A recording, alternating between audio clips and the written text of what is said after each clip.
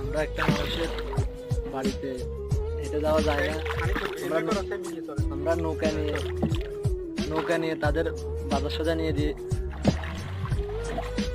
আস্তে আস্তে আস্তে আস্তে না দিকে তার দিয়ে আসতেছি আমি আর আমার মামা রয়েল।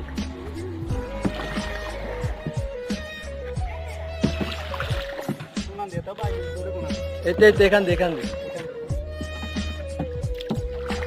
এই তো চতুর্দিকে পানি আর পানি, অনেক পানি। মানুষ হাঁটে আসা চলাফেরা করা যায় না, এই জন্য আসেন এখান দিয়ে আসেন। হ্যাঁ টেনে দিছি।